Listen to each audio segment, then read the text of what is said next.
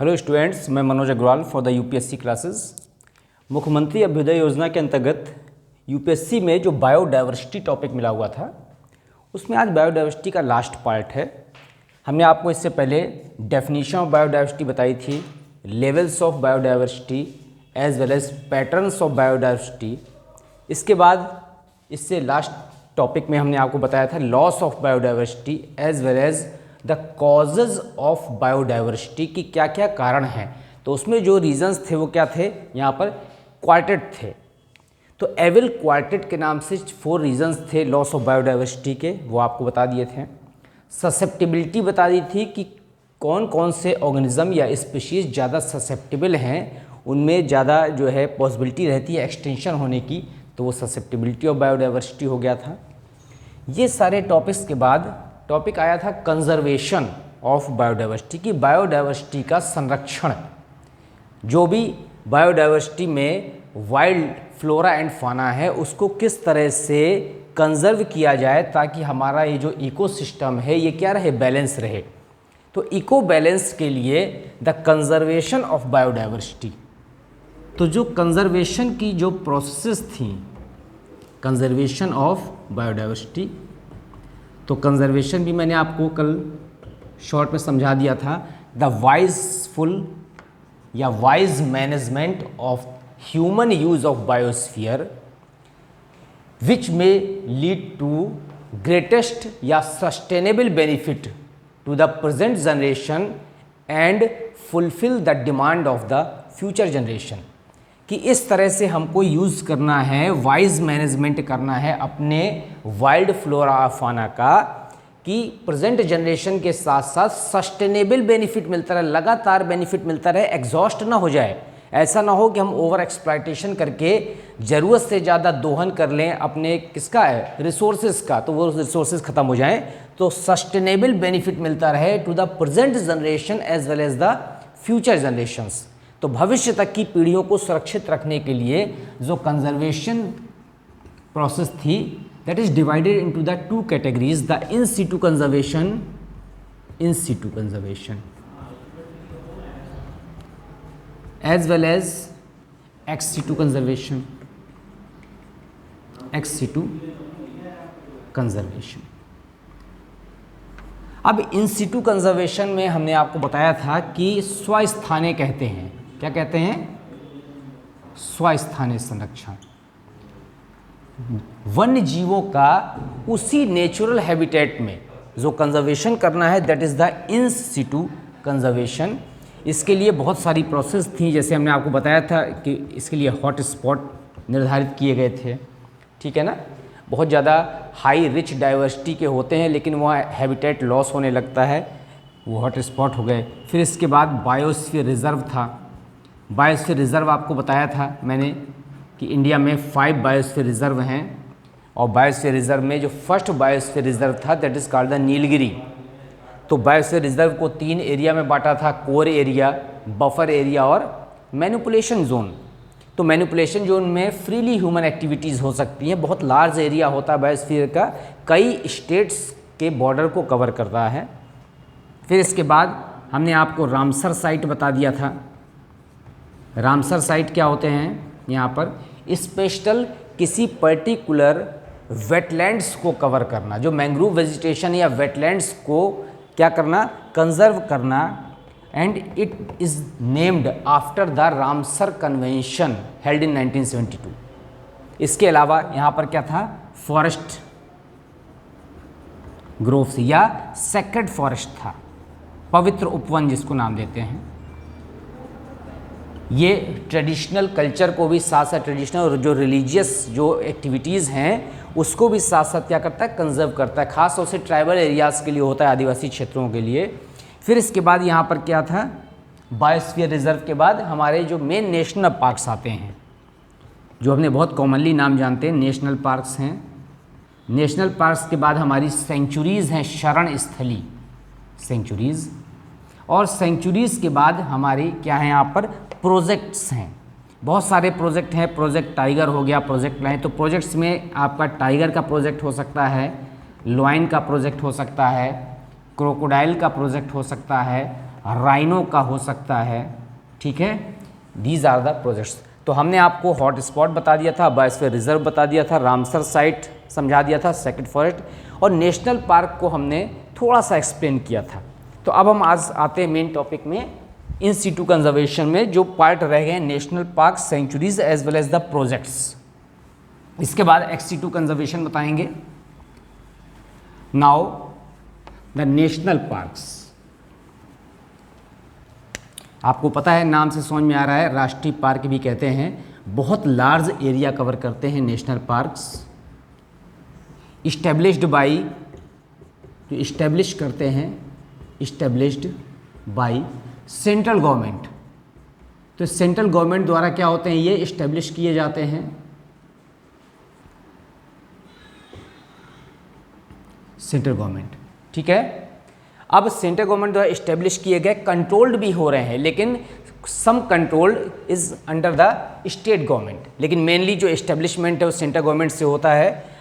अब central government के establish के बाद it is also divided into the 3 zones, that is the core zone, the inner zone जो होता है that is called the core zone, and the middle zone is called the buffer zone. क्या कहते हैं इसको, buffer zone. Just like the, किसकी तरह, biosphere reserve की तरह।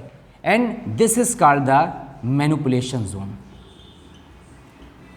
Manipulation zone. But no private ownership और no human activities are allowed. No private ownership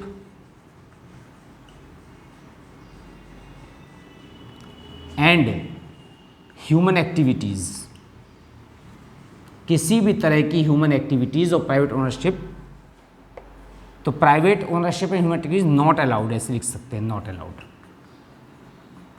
तो यहाँ पर पूरी तरह से रोक होती है किस पर, ग्रेजिंग पर, grazing, hunting, agriculture, harvesting is prohibited. पूरी तरह से क्या होता है, ये रोक होती है। Now it is called the national park.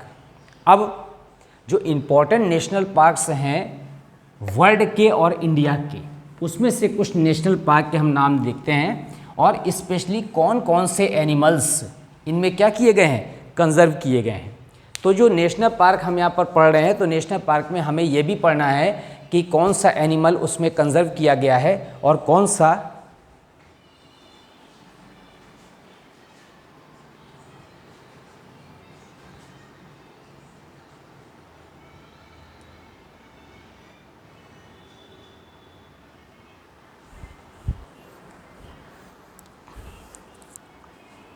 अब नेशनल पार्क के अंतर्गत जो हम देख रहे हैं कि कौन सा एरिया इसमें, तो जो नेशनल पार्क है सबसे important, first national park of the world, the yellow stone national park.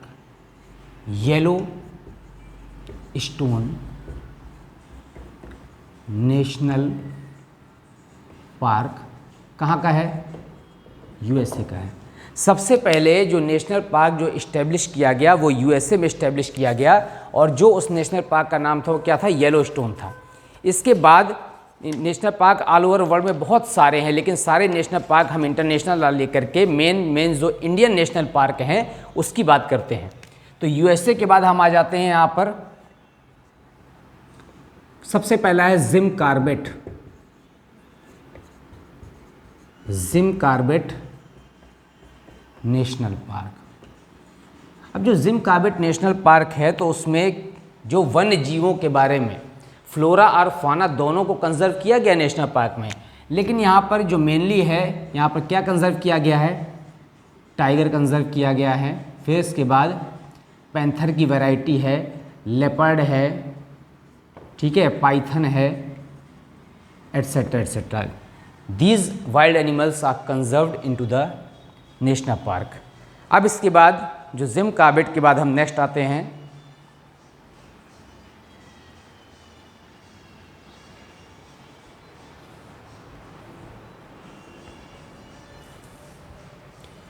The world famous national park is the Kaziranga.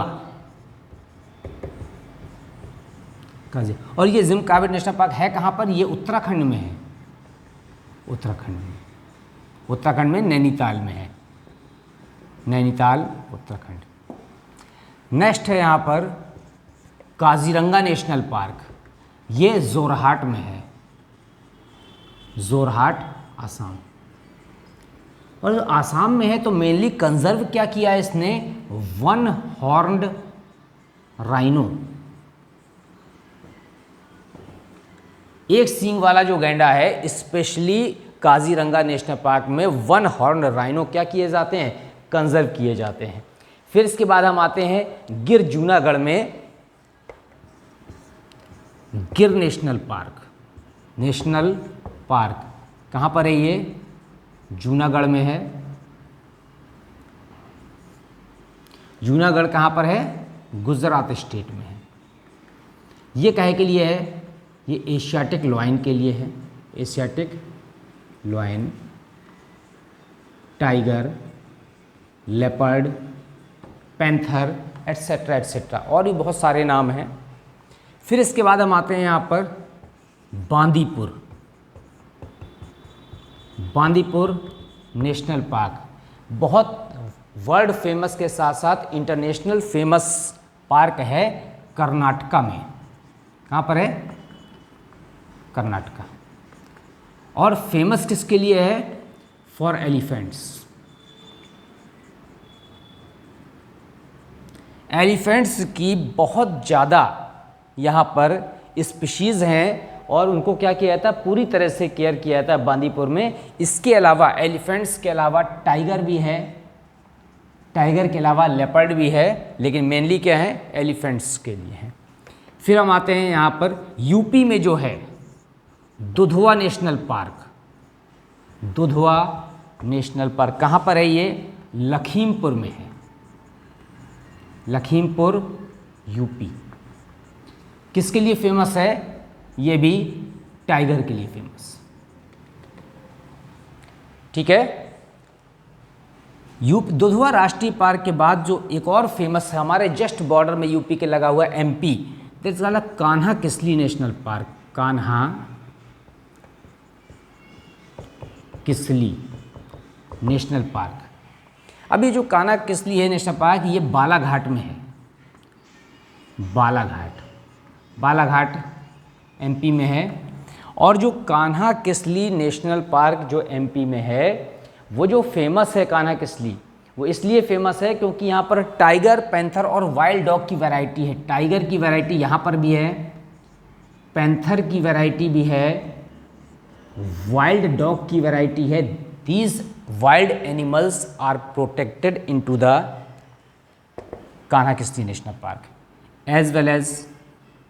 हम आते हैं जिम कॉर्बेट, एक तो उत्तराखंड का हो गया, एक हमने गुजरात का ले लिया गिर नेशनल पार्क, काजीरंगा ले लिया आसाम का, एक कर्नाटका का ले लिया बांदीपुर, एक दुधवा नेशनल पार्क ले लिया किसका? लखीमपुर का। कान्हा किस लिए लिया? एमपी का। एक और है एमपी में ही, एमपी में सबसे ज़्यादा नेशनल पार्क हैं। The largest number of national park in the India belongs to the MP. इसका द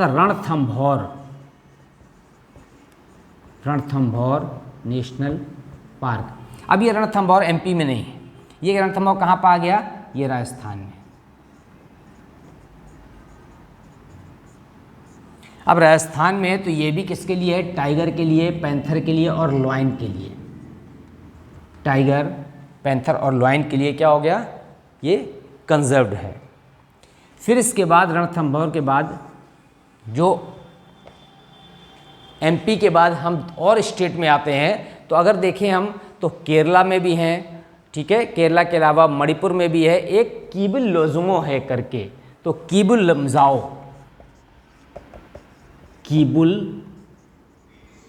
लमजाओ मिजोरम में है। ये वर्ल्ड फेमस या unique in the world, world में एक यूनिक नेशनल पार्क है जिसमें जो फ्लोट कर रहा है किसमें? एक कैनाल के ऊपर, एक बहुत बड़ी सी रिवर है या बहुत बड़ा सा कहना चाहिए कैनाल है, उसके ऊपर ये जो नेशनल पार्क है ये पूरा क्या करता है, फ्लोट करता है। तो ये जो हमारा नेशनल पार्क है, सॉरी मिजोरम नाउ का मणिपुर में है, किबुल लमजाओ। अब इसके बाद हम नेक्स्ट नेशनल पार्क लिखते हैं, तो यहाँ पर जगह कम हो रही है, हम ऊपर आ जाते हैं।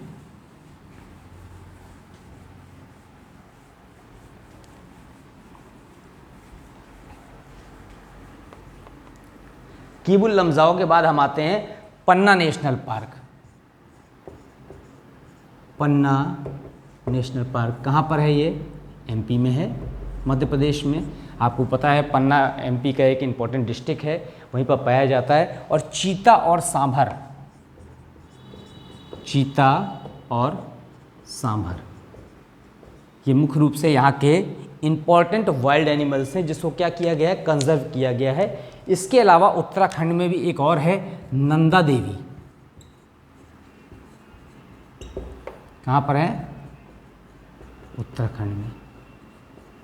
अब जो नंदा देवी उत्तराखंड में है, तो नंदा देवी को यहाँ पर फूलों की घाटी भी कहते हैं। तो नंदा देवी में जो कस्तूरी डियर भी पाया जाता है, टाइगर भी है और कस्तूरी डियर भी है, कस्तूरी मृग। तो आपने देखा यहाँ पर कि पन्ना नेशनल पार्क हो गया, नंदा देवी हो गया, दुधवा हो गया, कानाकसली हो गया, काजीरंगा हो गया, बांदीपुर हो गया। अब एक बहुत फेमस है सुंदरवन, सब ने नाम सुना है सुंदरवन। कहाँ पर है? वेस्ट बंगाल में है। तराई एरिया माना जाता है सुंदरवन को, कि वहाँ बहुत ज़्यादा मैंग्रोव्स भी होते हैं। तो ये जो है पैंथर के लिए होता है, डियर के लिए है, इसके अलावा डॉल्फिन के लिए फेमस है। इसके एक्वाटिक एरिया में गैंगेटिक डॉल्फिन पाई जाती है, जो गंगा नदी में पाई जाती है, उसके लिए फेमस है। एक है सरिस्का, सरिस्का अलवर में है। अलवर नाम जानते हैं आप, कहाँ पर है? राजस्थान में। हमारे देश के स्टेट्स और मेन सिटीज़ आपको जरूर पता होने चाहिए। तो जो सरिस्का में अलवर में है, ये किसके लिए है? बर्ड्स के लिए। Various varieties of the birds is conserved into the Sariska, Alwar Rajasthan में। और चिंकारा एंटीलोप के अलावा क्रोकोडाइल, इसके अलावा यहाँ पर क्रोकोडाइल हैं, चिंकारा है, इसके लिए फेमस है। अब एक नाम आपने सुना होगा, केवलादेव नेशनल पार्क। तो ये जो केवलादेव नेशनल पार्क है, तो पहले केवलादेव नेशनल पार्क बनाया गया, बाद में इसको किस में कर दिया गया? सेंचुरीज बना दिया। तो इसीलिए उसको केवलादेव को बाद में इस कैटेगरी से हटा दिया गया। तो बाद में हमने यहाँ पर इसको सेंचुरीज में रख दिया। अब इसके बाद एक आता है पलामू। पलामू कहाँ पाया जाता है? Palamu is situated into the Bihar state. और बर्ड्स को छोड़ करके क्रोकोडाइल, चिंकारा, मस्क डियर, ये सारी वैरायटीज़ पलामू में पाई जाती हैं। These are the list of the national park, important national park. वैसे तो बहुत सारे हैं। अब हम आते हैं इसके बाद नेशनल पार्क के बाद सेंचुरीज। नाम आपने सुना होगा, शरण स्थली। नेशनल पार्क के बाद सबसे इम्पॉर्टेंट जो होता है वो सेंचुरीज होता है, इन सीटू कंजर्वेशन के लिए सेंचुरीज। हिंदी में कहते हैं शरण स्थली। ओनली कंजर्व्ड, ओनली फॉर फाना। फाना माने एनिमल्स और फ्लोरा माने प्लांट्स। तो आपको ये ध्यान रखना है कि यहाँ पर ये केवल एनिमल्स के लिए रिजर्व्ड हैं, ओनली फॉर एनिमल्स, फाना के लिए। जो इम्पोर्टेंट सेंचुरीज़ हैं, है ना, अप्रॉक्सीमेटली 500 सेंचुरीज़ यहाँ पर केवल इंडिया में है। Approximately 500 centuries in India. और जो नेशनल पार्क थे उसकी संख्या अप्रॉक्सीमेटली 92 है। 92 नेशनल पार्क है अप्रॉक्सीमेटली। मैं अप्रॉक्सीमेटली इसलिए कह रहा हूँ कि इनकी जो कैटेगरी है वो वेरी करती है, चेंज होती रहती है। कभी कभी कुछ सेंचुरीज़ को नेशनल पार्क का दर्जा दे दिया जाता है, ठीक है। और इसके अलावा ये 2012 की जो गाइडलाइंस है उसके अनुसार इतने नेशनल पार्क थे। अब इनकी संख्या वेरी करती है, गवर्नमेंट नए नए नेशनल पार्क बनाती रहती है, नई नई सेंचुरीज़ बनाती रहती है। तो 500 सेंचुरीज़ इंडिया में हैं। तो ये जो सेंचुरी शरण स्थली है, इस शरण स्थली में जो लिस्ट है सेंचुरीज़ की, ये बहुत इंपॉर्टेंट है। तो यहाँ पर इंडिया में जो सेंचुरीज़ की लिस्ट है, उस लिस्ट में जो सबसे फेमस सेंचुरीज़ हैं यहाँ पर, वो डचीगाम की है। कौन सी है? डचीगाम। कहाँ पाया जाता है? यहाँ पर, ये श्रीनगर में है। तो डचीगाम जो सेंचुरी, इट इज़ सिचुएटेड, न कि पाया जाता है, it is situated into the Srinagar. तो आप में पता है जो हमारा नॉर्थ का पार्ट है ऊपर का, जम्मू कश्मीर का, उसी में एक कैपिटल है श्रीनगर, वहाँ पर डचीगाम सेंचुरी है। और इसमें जो क्या पाया जाता है? कस्तूरी मृग के लिए फेमस है,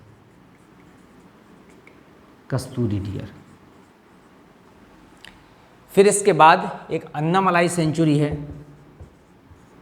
अन्नामलाई सेंचुरी कहाँ है? ये तमिलनाडु में है।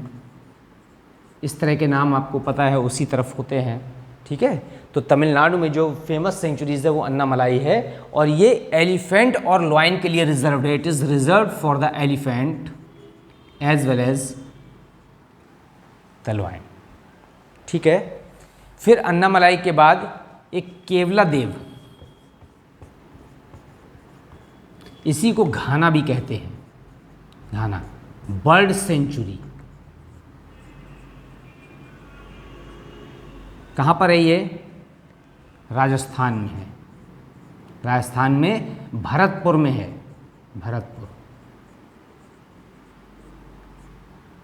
जो सरिस्का था वो कहाँ था? नेशनल पार्क अलवर में था। ये भरतपुर राजस्थान में किला दे। Various types of birds, the various types of birds, यहाँ पर बहुत सारी माइग्रेटरी बर्ड्स भी आती हैं। तो ये वर्ल्ड फेमस सेंचुरी है फॉर द बर्ड्स, जहाँ पर माइग्रेटरी बर्ड्स भी आती हैं, उसके breeding, reproduction as well as nutrition का पूरा ध्यान रखा जाता है। तो डचीगाम हो गया हमारा श्रीनगर में, अन्नामलाई हो गया कहाँ पर? तमिलनाडु में। जो केवला देव घाना हो गया हमारा कहाँ? भरतपुर राजस्थान में। एक पेरियार है, पेरियार एक हमारे जो है क्या हुए, महापुरुष हुए हैं, पेरियार सेंचुरीज़। तो ये जो पेरियार सेंचुरी है केरला में है। अब केरला में है तो ये भी किसके लिए है? एलिफेंट के लिए फेमस है। एलिफेंट के अलावा टाइगर के लिए फेमस है, as well as other animals के लिए है। तो डचीगाम है, अन्नामलाई है, केवला देव है, पेरियार है। अब इसके बाद उड़ीसा में पाया जाता है चिल्का लेक। चिल्का लेक कहाँ है? ये उड़ीसा में है। और इसके अलावा एक और नाम है सिमलीपाल। सिमलीपाल सेंचुरी, ये भी उड़ीसा में। अब देखिए जो चिल्का लेक है वो सबसे बड़ी एशिया की खारे पानी की झील है, ये आपको पता है। तो इसी के नाम पर जो सेंचुरी है, तो चिल्का में बहुत सारी क्या है यहाँ पर? बर्ड्स हैं। फाल्कॉन है, डक है, गीज़ हैं, और जो सिमलीपाल है ये टाइगर के लिए है, ठीक है। टाइगर के अलावा यहाँ पर पैंथर के लिए है, पैंथर के अलावा लेपर्ड की वैरायटी है। फिर इसके बाद जो वाइल्ड एनिमल्स और भी हैं उसके लिए फेमस है। तो ये यहाँ पर सिमलीपाल हो गया आपका, चिल्का हो गया। अब यहाँ पर थोड़ा सा स्पेस कम है इसलिए मैं ऊपर इरेज कर रहा हूँ। चिल्का और Similipal both are present into the, कहाँ है? उड़ीसा। अब इसके बाद एक वेस्ट बंगाल में जल्दापारा है, Jaldapara sanctuary in the waste Bengal. अब पश्चिम बंगाल आपको पता है वैसे भी रॉयल बंगाल टाइगर के लिए फेमस है। तो रॉयल बंगाल टाइगर तो होगा, इसके अलावा यहाँ पर राइनो के लिए भी फेमस है, ये राइनोसेरोस। एलिफेंट के लिए फेमस है, पैंथर की वैरायटी भी यहाँ पर पाई जाती हैं, लेपर्ड की वैरायटी पाई जाती हैं, लेपर्ड तेंदुआ। These are all the wild varieties या wild species are conserved into the Jaldapara, also called the waste Bengal. इसके अलावा जो गोविंद सागर है वो हिमाचल प्रदेश में गोविंद सागर सेंचुरी है। गोविंद सागर कहाँ पाई जाती है? ये हिमाचल में है, हिमाचल प्रदेश। अब आपको पता है जो हिमाचल प्रदेश के साथ साथ ऊपर का जो उत्तराखंड का जो एरिया लगा हुआ है वहाँ का टेम्परेचर थोड़ा लो रहता है, इसीलिए वहाँ पर जो भी बर्ड्स हैं, ठीक है, डक है, बगुला है, गीज़ है, ये सब वहाँ पर प्रेजेंट होती हैं। तो इतनी सफिशिएंट है। जल्दापारा है, गोविंद सागर, अन्नामलाई, केवलादेव, पेरियार, चिल्का, सिमलीपाल, ठीक है। और इसके पहले आप डचीगाम पढ़ ही चुके हैं। डचीगाम के अलावा आपने यहाँ पर और भी हैं, मानस भी है आसाम में, लेकिन इतनी सफिशिएंट है। तो ये सेंचुरीज़ जो हम पढ़ रहे हैं, हमको एक चीज़ ध्यान रखना है कि ये सब क्या थी? ये सेंचुरीज़ थी। तो sanctuaries are the special conserved place established by the, किससे इस्टेब्लिश होती हैं? Established by state government. State government ही इसको इस्टेब्लिश करती है। तो established and governed, state government ही बना रही है सेंचुरी, और स्टेट गवर्नमेंट ही इसको क्या करती है? गवर्न करती है। अब जो सेंचुरीज होते हैं they are only conserved for the wild animals, जबकि नेशनल पार्क में फ्लोरा एंड फाना दोनों के लिए रिजर्व एरिया है। यही कंडीशन आपके हॉट स्पॉट में है, यही आपका बायोस्फीयर रिजर्व में है, सभी में यहाँ पर फ्लोरा और फाना के लिए है। लेकिन स्पेशली अगर सेंचुरीज देखते हैं तो किसके लिए है? Only for the wild animals. अब इसके बाद हम यहाँ पर नेशनल पार्क और सेंचुरीज पढ़ लिए। इसके नेशनल पार्क के सेंचुरीज के बाद हम आते हैं प्रोजेक्ट। वेरियस टाइप के प्रोजेक्ट चलाए गए, जैसे यहाँ पर प्रोजेक्ट टाइगर। जितने भी नेशनल पार्क हैं उन सब में बाद में एक प्रोजेक्ट टाइगर जो एक अलग से प्रोजेक्ट चलाया गया अंडर द, किसके द्वारा? वर्ल्ड WWF, या विद कोलैबोरेशन या with support of world wild life fund, विश्व वन्य जीव कोष की सहायता से, सपोर्ट से पूरे देश में प्रोजेक्ट टाइगर चलाया गया। तो ये जो प्रोजेक्ट टाइगर है, इसमें जो रॉयल बंगाल टाइगर था उसको क्या किया गया? यहाँ पर शामिल किया गया। तो ये जो प्रोजेक्ट टाइगर मिशन है ये सबसे पहले शुरू हुआ जिम कार्बेट में, जिम कार्बेट। अब जिम कार्बेट के बाद इसके अंतर्गत दुधवा भी शामिल हो गया, ठीक है। दुधवा के बाद इन्होंने इसको रणथंभौर भी शामिल कर लिया, रणथंभौर। फिर इसके बाद इन्होंने इसको सरिस्का भी शामिल कर लिया। फिर इसके बाद बांदीपुर भी शामिल कर लिया। इसके जितने भी यहाँ, और इसके अलावा कान्हा किसली भी इसमें शामिल हो गया। तो ये कान्हा किसली हो गया, ठीक है, रणथंभौर हो गया, पेंच हो गया, पेंच राष्ट्रीय उद्यान, पेरियार हो गया। ये सब नेशनल पार्क हैं जिनमें अलग से एरिया कंजर्व कर दिया गया and named it the project tiger which is financially supported by the world wild life fund. तो इसके कारण से जो हमारा नेशनल एनिमल पहले लॉयन था, बाद में क्या कर दिया गया? टाइगर कर दिया। तो उस नेशनल एनिमल को इसकी संख्या बढ़ाने के लिए सब प्रोजेक्ट चलाए गए और इनकी ब्रीडिंग और के साथ साथ इनकी न्यूट्रिशन की, इनकी सेफ्टी के पर्याप्त उपाय किए गए, जिसके कारण से आज इनकी संख्या फिर से पहले जैसी तो नहीं हो पाई है, लेकिन फिर भी काफ़ी इनॉर्मस हुई है। अब प्रोजेक्ट टाइगर के बाद दूसरा प्रोजेक्ट चलाया गया प्रोजेक्ट लॉयन। तो प्रोजेक्ट लॉयन शुरू किया गया गिर में। गिर कहाँ पर है? गुजरात में है। तो गुजरात के गिर में यहाँ पर ये प्रोजेक्ट चलाया गया। उसके बाद बहुत सारे नेशनल पार्क में ये प्रोजेक्ट फैला दिया गया, जिसमें लॉयन को चारों तरफ से या लॉयन को कंजर्व करने के लिए जितने एफर्ट्स किए जा सकते थे वो सारे एफर्ट्स किए गए। फिर इसके बाद यहाँ पर इन्होंने शुरू किया प्रोजेक्ट क्रोकोडाइल। क्रोकोडाइल की बहुत सी ऐसी स्पीशीज़ थी जो डिस्टर्ब हो रही थी, नष्ट हो रही थी। उन स्पीशीज़ को कंजर्व करने के लिए यहाँ पर प्रोजेक्ट क्रोकोडाइल नाम से सबसे पहले कहाँ शुरू किया गया? उड़ीसा में। तो ये जो प्रोजेक्ट क्रोकोडाइल है ये उड़ीसा में शुरू किया गया, जिसके कारण से क्रोकोडाइल का पूरी तरह से कंजर्वेशन किया गया, उनके न्यूट्रिशन, उनकी ब्रीडिंग के लिए सफिशिएंट क्या किए गए? संसाधन जुटाए गए। और अब क्रोकोडाइल की जो वैरायटीज़ एक्सटिंक्ट हो रही थी, विलुप्त हो रही थी, वो वैरायटीज़ अब फिर से धीमे धीमे क्या हो रही हैं? नॉर्मलाइजेशन की तरफ बढ़ रही हैं।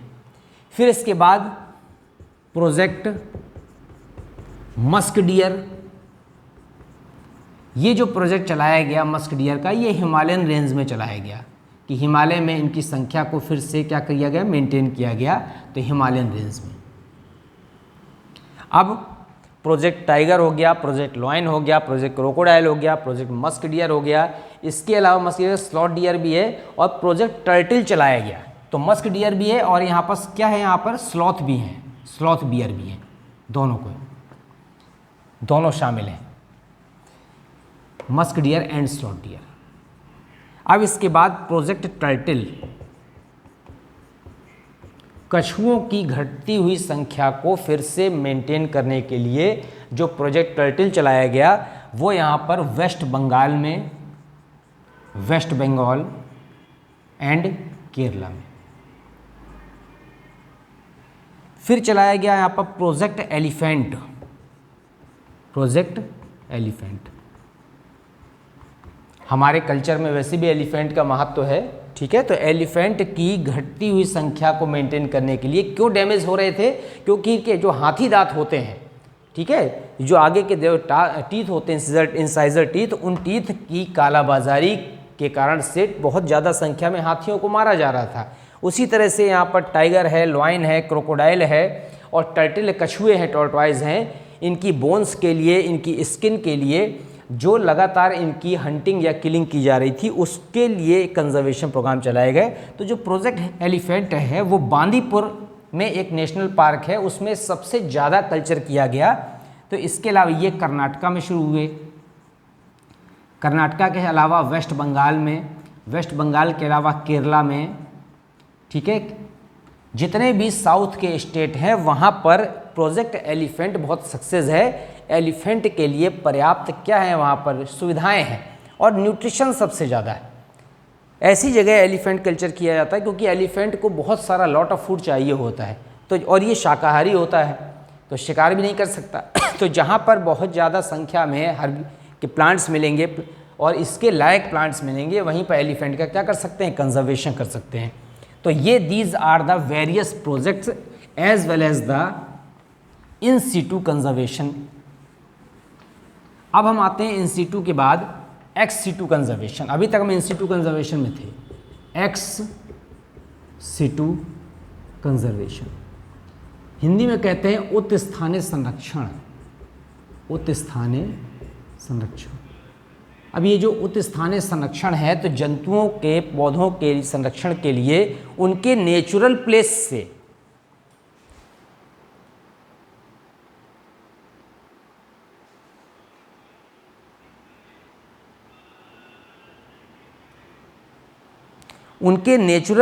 से अगर यहाँ पर एनिमल और प्लांट्स को हटा करके ऐसे प्लेस पर ले आएँ जहाँ पर हम उनका संरक्षण कर सकते हैं, नेचुरल हैबिटेट में नहीं कर पा रहे थे, उसके लिए एक्स-सीटू कंजर्वेशन शुरू किया गया।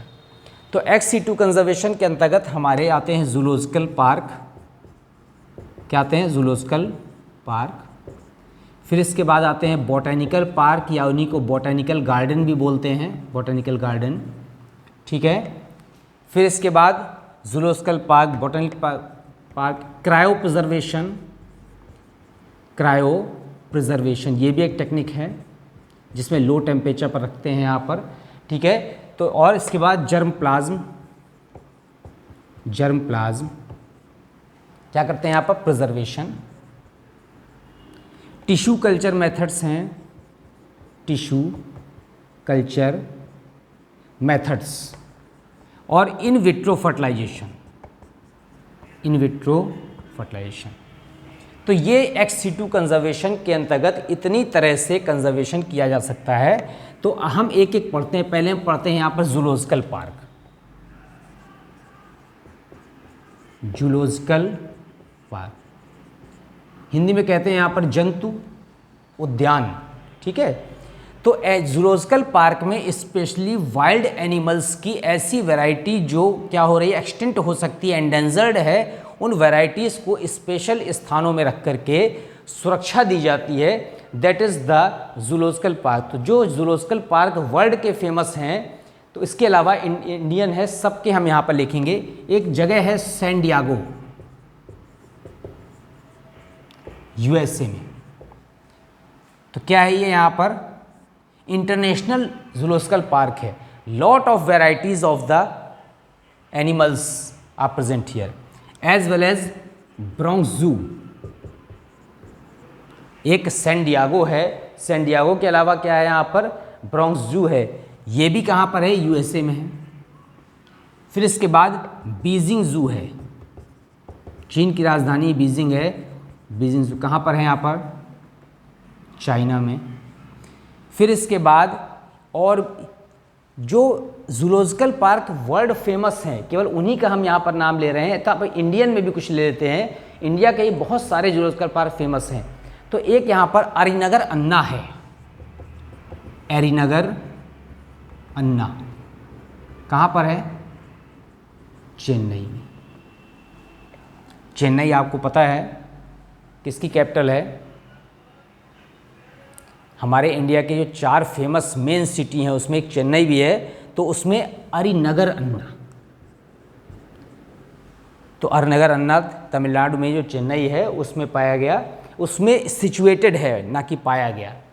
अब इसके बाद नंदनकानन है, मैसूर है, नेशनल है, इंदिरा गांधी है, नेहरू है। तो जो इंदिरा गांधी है, नेशनल इंदिरा गांधी,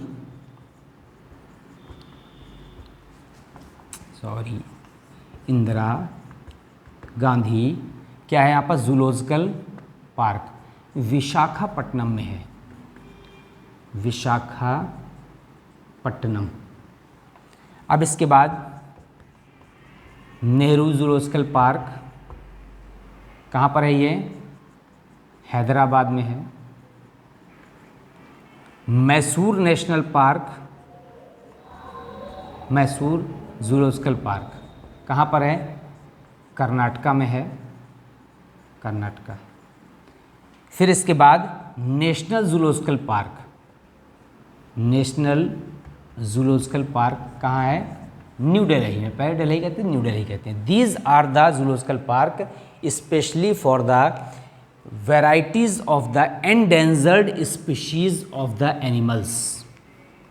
अब नेशनल जूलॉजिकल पार्क के बाद हम आते हैं किसमें, बॉटेनिकल गार्डन या बॉटेनिकल पार्क। ये यहाँ पर जो ब्रोंक्स जू आपको बताया है, ये वही ब्रोंक्स जू है जो मैंने आपको बताया था कि ब्रोंक्स जू के बाहर एक मिरर लटका हुआ है, उसमें लिखा हुआ है, जब आप उसके सामने खड़े होते हैं तो लिखा है रहता है कि you are seeing the world's dangerous animal. संसार के सबसे खतरनाक प्राणी को आप देख रहे हैं, अपनी ही शक्ल दिखाई देती है। इसका मतलब है कि सबसे ज़्यादा जो इकोसिस्टम को डैमेज किया है या वाइल्ड लाइफ फ्लोरा और फाना को हमने जो डैमेज किया है वो किसने किया है, यहाँ पर एनिमल्स ने किया, इसीलिए लिखा रहता है। अब इसके बाद जो इम्पोर्टेंट बॉटेनिकल गार्डन्स हैं, important botanical gardens, famous botanical garden, तो हमारे नेशनल भी हैं, इंटरनेशनल भी हैं, बहुत सारे फेमस बॉटेनिकल गार्डन हैं। तो जो बहुत फेमस बॉटेनिकल गार्डन है जहाँ बहुत लार्ज वैरायटीज़ है, उसका नाम है जार्डिन बॉटेनिको, जार्डिन बॉटेनिको। कहाँ है ये, रियो द जेनेरियो में है, रियो द जेनेरियो कहाँ है, ये ब्राज़ील में है। उसके बाद एक रॉयल बॉटेनिकल गार्डन है, रॉयल बॉटेनिकल गार्डन है, ये क्यू में है। क्यू कहाँ पर है, it is situated into the England. तो रॉयल नाम से 2 बॉटेनिकल गार्डन है, एक तो यहाँ पर क्यू में है और दूसरा रॉयल नाम से कहाँ पर है, सिडनी में है, ऑस्ट्रेलिया में। रॉयल बॉटेनिकल गार्डन सिडनी, ये कहाँ पर है, ये ऑस्ट्रेलिया में है। अब जॉर्डन बोटानिको रियो द जेनेरियो में है। रॉयल बोटेनिकल गार्डन 2 जगह है, क्यू में है इंग्लैंड में, दूसरा सिडनी में है ऑस्ट्रेलिया में है। इसके अलावा डेनवर है कोलोराडो में और ब्रुकलिन है। डेनवर बोटेनिकल गार्डन ये भी यूएसए में है और यूएसए में किस जगह पर है ये? कोलोराडो में है, कोलोराडो। फिर इसके बाद यहाँ पर डेनवर के बाद जो जॉर्डन बोटेनिको हो गया, रॉयल हो गया, रॉयल 2 जगह हो गया इंग्लैंड और सिडनी में, डेनवर हो गया। डेनवर के बाद एक ब्रुकलिन है, this is the Brooklyn, Brooklyn botanical garden, this is also present into the USA. तो आप देखिए these are the various botanical gardens. तो सबसे ज़्यादा variety Jardim Botanico Rio de Janeiro में पाई जाती हैं। इसके अलावा क्यू इंग्लैंड में बहुत ज़्यादा wild varieties of the flora, not the फाना। फाना का कहाँ था? जूलॉजिकल पार्क में था। और जो फ्लोरा पाए जाते हैं, वेराइटीज़ या स्पीशीज़ ऑफ द प्लांट्स, वो इन बोटेनिकल गार्डन्स में है। इंडिया में भी एक बहुत फेमस बोटेनिकल गार्डन है यहाँ पर, तो नेशनल बोटेनिकल गार्डन है, नेशनल बोटेनिकल गार्डन। ये कहाँ पर है? लखनऊ में है। और नेशनल बोटेनिकल गार्डन के अलावा एक और गार्डन है यहाँ पर हावड़ा कलकत्ता में। तो ये जो हावड़ा कलकत्ता में है वो इंडियन बोटेनिकल गार्डन है, Indian botanical garden present in the Howrah. Howrah कहाँ पर है? यहाँ पर पता है आपको, वेस्ट बंगाल में है। These are the list of the botanical gardens. तो ये सब एक्स सिटू कंजर्वेशन है। हमने प्लांट्स को उनके नेचुरल हैबिटेट से हटा करके दूसरी जगह जहाँ उसको कंजर्व कर सकते हैं, जहाँ उसका प्रोटेक्शन कर सकते हैं, वहाँ पर जूलॉजिकल या बोटेनिकल पार्क बना दिए हैं। That is the ex situ conservation. अब एक प्रोसेस आता है cryo preservation. Cryo preservation, cryo preservation क्या होता है? यहाँ पर लो टेम्परेचर प्रिजर्वेशन। अब लो टेम्परेचर प्रिजर्वेशन किसका कर रहे हैं हम?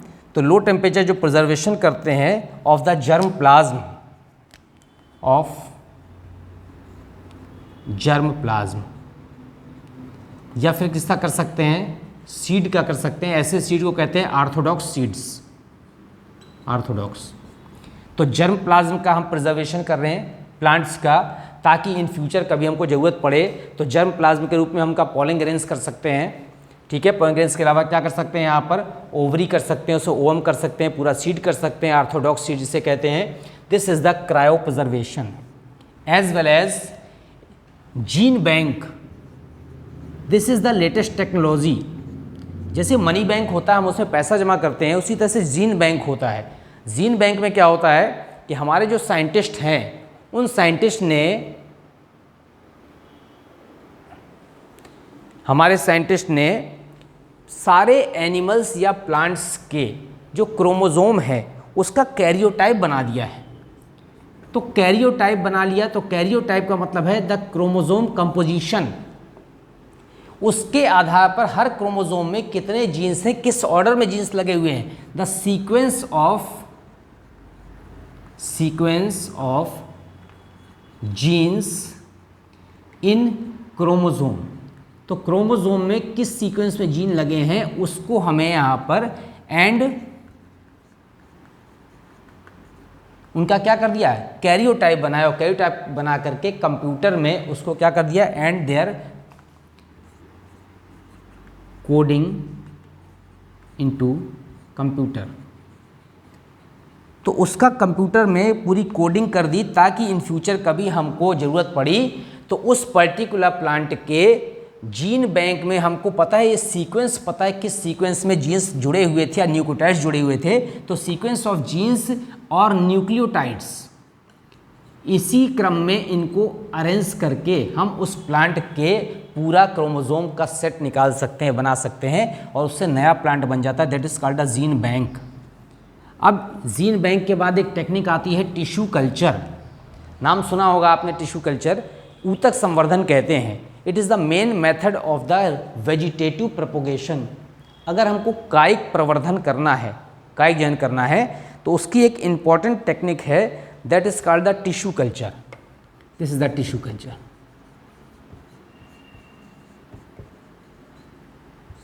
हिंदी में कहते हैं ऊतक संवर्धन। ऊतक संवर्धन क्या है? ऊतक संवर्धन, अगर हमको कोई प्लांट ग्रो कराना है तो उस प्लांट को ग्रो कराने के लिए हमें उसका जो वेजिटेटिव टिश्यू है, रूट या स्टेम टिप से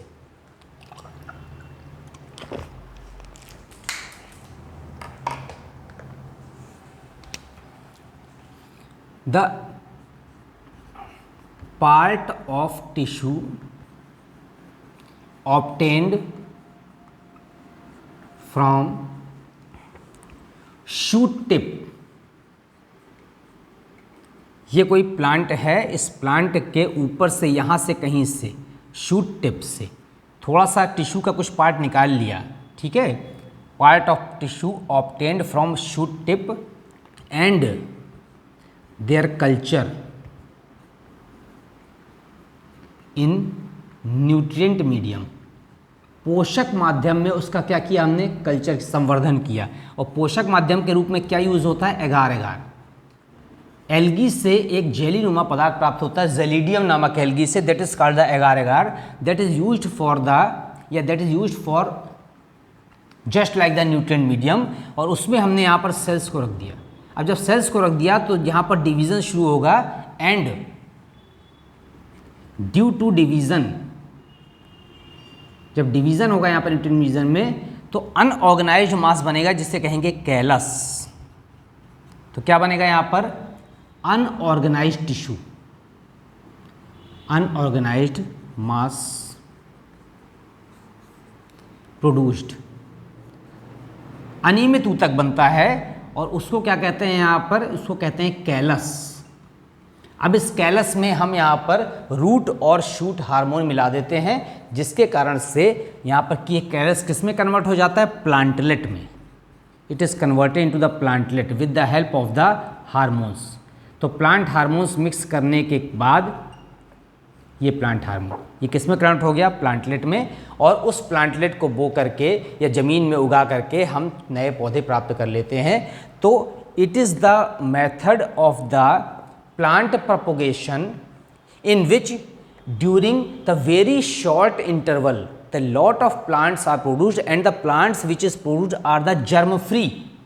स्पेशली जो प्लांटलेट होते हैं ये जर्म फ्री होते हैं, क्योंकि यहाँ इसमें जो है नेचुरली रोग नहीं होता है, डिसीज़ नहीं होता है, जर्म्स नहीं होते हैं। क्यों? क्योंकि हम शूट टिप से जब टिश्यू लेते हैं तो शूट टिप से टिश्यू लेने पर इतनी तेज़ी से यहाँ पर डिवीज़न होता है कल्चर मीडियम में कि उतनी, क्योंकि मेरिस्टेमेटिक टिश्यू है ये विभजोतक, उतनी तेज़ी से अगर कोई जर्म्स पहले से प्रेजेंट है, माइक्रोऑर्गेनिज्म है, तो वो डिवाइड नहीं कर सकते। तो जब जर्म्स डिवाइड नहीं करते हैं, केवल हमारा जो है टिश्यू इतनी तेज डिवाइड करता है, तो ये they make the germ free plantlet. तो इससे जो पौधे बन रहे हैं वो नेचुरली शुरुआत से जर्म फ्री होते हैं, बाद में भले ही इन्फेक्शन हो जाए, पहले जर्म फ्री होते हैं। तो it is the fastest method है और जर्म फ्री प्लांट्स बनाने का एक अच्छा क्या है? तरीका है। फिर टिश्यू कल्चर के बाद एक आता है यहाँ पर इन विट्रो फर्टिलाइजेशन।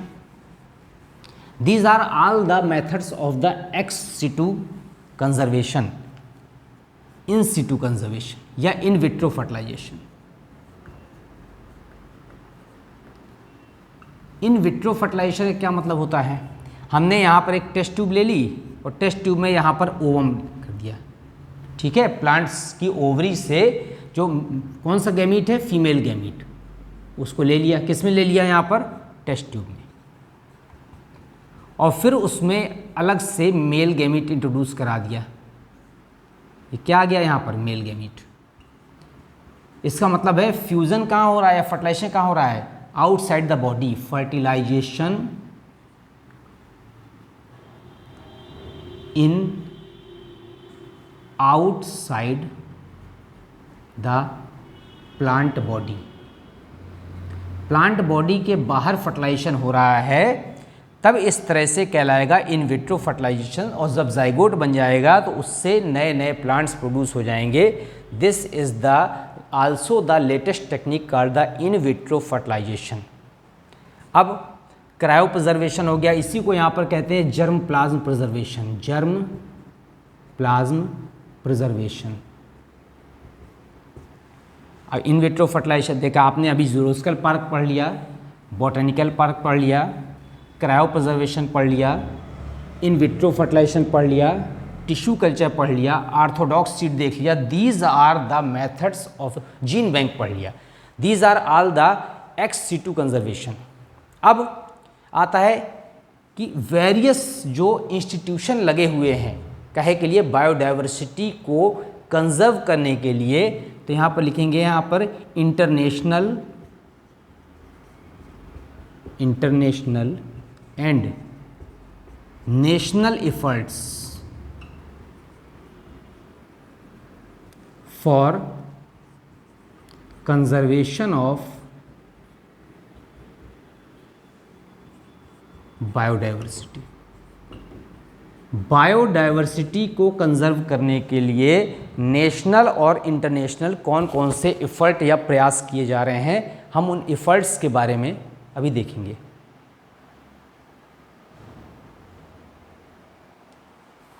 अब एफर्ट्स कौन कौन से हैं, बहुत सारे इंस्टीट्यूशन है। सबसे पहले हम स्टडी करेंगे IUCN, इंटरनेशनल संस्था है, 1948 में इस्टेब्लिश की गई, ठीक है, इस्टेब्लिश्ड इन 1948, और पूरा नाम आपको पता है international union for conservation of nature and natural resources. प्रकृति और प्राकृतिक संसाधनों के संरक्षण के लिए जो अंतर्राष्ट्रीय यूनियन या संस्था या संघ बना, that is called the IUCN।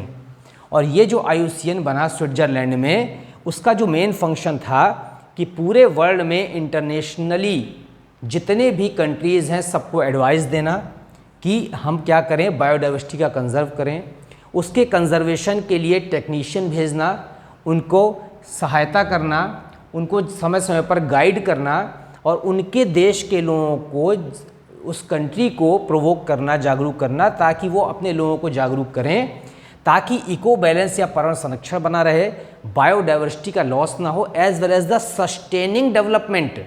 Sustaining का मतलब है ऐसा डेवलपमेंट हो कि ये डेवलपमेंट हमारे प्रेजेंट जनरेशन के साथ साथ फ्यूचर जनरेशन में भी ये बायोडाइवर्सिटी क्या हो जाए, हमारे काम आ जाए। तो इसका जो मेन काम किया है ये IUCN ने किया। तो IUCN जो हमारी इंपॉर्टेंट संस्था है 1948 में इस्टेब्लिश हुई। इसके बाद IUCN के बाद एक बना WWF, पूरा नाम है वर्ल्ड वाइल्ड लाइफ फंड। ये जो WWF है इसका एक और नाम है, बाद में नाम हो गया यहाँ पर WFN, माने वर्ल्ड फंड फॉर नेचर, प्रकृति के लिए फंड, इसी का दूसरा नाम है। इसका जो सिंबल था वो क्या था यहाँ पर, जियांट पांडा, जियांट पांडा। ये WWF जो है वर्ल्ड वाइल्ड लाइफ फंड ने, ये इंटरनेशनली सपोर्ट करता है ऑल ओवर वर्ल्ड के कंट्रीज़ को कि बायोडाइवर्सिटी को कंजर्व करने के लिए समय समय पर गाइड करने के अलावा उनको क्या करना, फंड डोनेट करना, ताकि जो है जिन कंट्रीज़ में यहाँ पर फंड्स की कमी है, पैसे की ज़रूरत है, उसके कारण से वो कंजर्वेशन नहीं कर पा रहे हैं, उन पुअर कंट्रीज़ को क्या करना, सपोर्ट करना। तो ऑल ओवर वर्ल्ड में जितने भी डेवलप्ड कंट्रीज़ हैं उनसे इसको फंड मिलता है, और ये फंड जो है ऑल ओवर वर्ल्ड में पुअर कंट्रीज़ के में बायोडाइवर्सिटी के कंजर्वेशन के लिए क्या होता है, यूज़ होता है। तो ये वर्ल्ड वाइल्ड लाइफ फंड है, इसका बहुत इंपॉर्टेंट वर्क है पूरे वर्ल्ड में। और जो वर्ल्ड वाइल्ड लाइफ फंड है इसने क्या किया है कि वर्ल्ड कंजर्वेशन स्ट्रेटजी बनाई है, इसने बनाया है वर्ल्ड कंजर्वेशन स्ट्रेटजी। किसने, WWF ने, WCS बनाया है, और इसके अलावा प्लांट कंजर्वेशन स्ट्रेटजी बनाई है, प्लांट कंजर्वेशन स्ट्रेटजी। ठीक है, अब हमारा IUCN हो गया, WWF हो गया। अब IUCN और WWF के बाद जो एक इम्पॉर्टेंट यहाँ पर इंटरनेशनल संस्था है वो है UNEP। UNEP का पूरा नाम है United nation environmental programme.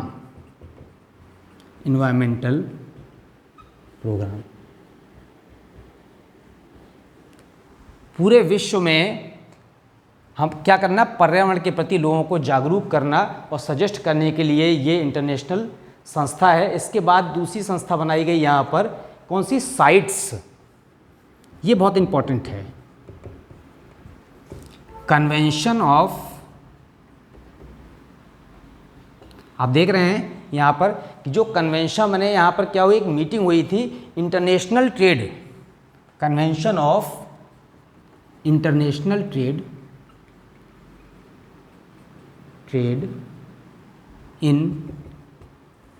Trade off endangered species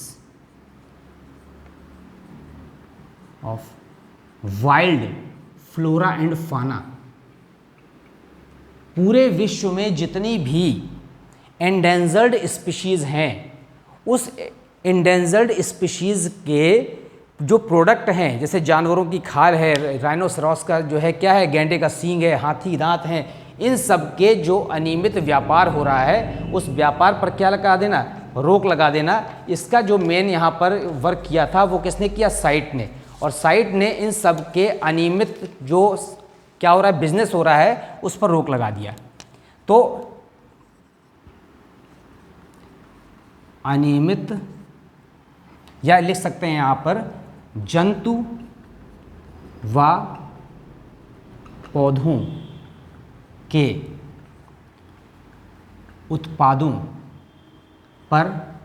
उत्पादों के निर्यात पर नियंत्रण, ये साइट्स ने किया।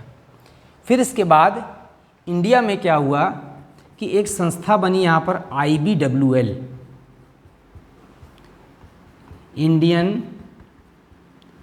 Board for wild life.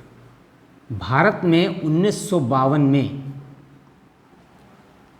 1948 में IUCN बना था, उसी के जस्ट 4 साल बाद भारत ने भारतीय वन्य जीव क्या बना दिया, बोर्ड बना दिया, जिसने पूरे देश में गवर्नमेंट को जागरूक किया या गवर्नमेंट को निर्देश दिए कि किस किस तरह से हमको यहाँ पर वन्य जीवों के संरक्षण के लिए क्या करना पड़ेगा, प्रयास करना पड़ेगा। और इसी के अंतर्गत जगह जगह पर क्या बनाए गए, नेशनल पार्क का दिमाग गवर्नमेंट के में आया कि नेशनल पार्क बनाने हैं हमको। नेशनल पार्क के अलावा हमको क्या बनानी है, सेंचुरीज बनानी है, शरण स्थली बनानी है। फिर इसके बाद 1972 में क्या हुआ यहाँ पर कि वन्य जीवों के संरक्षण के लिए जो हंटिंग या शिकार है उस पर रोक लगाई गई। तो यहाँ पर 1972 में प्रिवेंशन एक्ट लाया गया, prevention act, wild life preservation act, wild life preservation act, वन्य जीव संरक्षण कानून 1972 में सरकार लाई, अधिनियम लाई या विधेयक लाई, जिसके आधार पर शिकार पर क्या कर दिया गया, यहाँ पर रोक लगाई गई। तो शिकार पर प्रतिबंध हुआ। अब जब शिकार पर प्रतिबंध हुआ तब यहाँ पर वन्य जीवों का कुछ हद तक संरक्षण हो सका। नहीं तो हमारे हिस्ट्री में आप पढ़ते हैं कि इतने भी राजा महाराजा हुए हैं उन सबको एक ही शौक था कि वो जो घोड़े में बैठ के शिकार करने जाते थे और हाथी और शेर को मार के लाते थे। तो ये जो गवर्नमेंट ने आज़ादी के बाद वाइल्ड लाइफ प्रिवेंशन एक्ट बनाया, इसी कारण से यहाँ पर फिर इसके बाद जो 1982 में भारत सरकार ने क्या किया, यहाँ पर पूरी तरह से शिकार पर प्रतिबंध के साथ साथ कानून बना दिया और उस पर क्या हुआ, सजा होने लगी। फिर एक बॉम्बे नेचुरल हिस्ट्री सोसाइटी बनी। ये एक चीतल पत्रिका प्रकाशित करती है जो बहुत फेमस है, और ये पत्रिका क्या करती है, लोगों को जागरूक करती है। इसके अलावा ZSI zoological survey of India और बॉटनिकल सर्वे ऑफ इंडिया, ये भारत सरकार ने संस्थाएं बनाई हैं जो जूलॉजिकल सर्वे ऑफ इंडिया पूरे देश के जंतुओं का, वाइल्ड लाइफ का संरक्षण करने के लिए प्रयास करता है। और बॉटनिकल सर्वे ऑफ इंडिया ये प्रयास करता है, जानकारी करता है कि कौन कौन से वन्य पौधे हमारे एंडेंजर्ड होने वाले हैं और उसके संरक्षण के लिए गवर्नमेंट को सूचना देता है। और जो एंडेंजर्ड हो जाते हैं वो रेड डाटा बुक में एंट्री किए जाते हैं। तो रेड डाटा बुक एक ऐसी फेमस बुक है जिसमें पूरे विश्व के एंडेंजर्ड स्पीशीज़ का नाम अंकित कर लिया जाता है, ताकि पूरे विश्व के लोगों को, खास तौर से पर्यावरणविदों को जानकारी हो जाए कि ये प्रजातियां एंडेंजर्ड माने विलुप्त होने वाली हैं, खतरे में आ गई हैं और उसका संरक्षण किया जा सके। तो मैंने आपको बायोडाइवर्सिटी के 4 टॉपिक में यहाँ पर बायोडाइवर्सिटी के बारे में, बायोडाइवर्सिटी के लॉस के बारे में, कैसे प्रिवेंशन करना, कैसे कंजर्वेशन करना है, इसको समझा दिया। इसके बाद के टॉपिक जो मिलेंगे वो आगे लेंगे। Okay, thank you.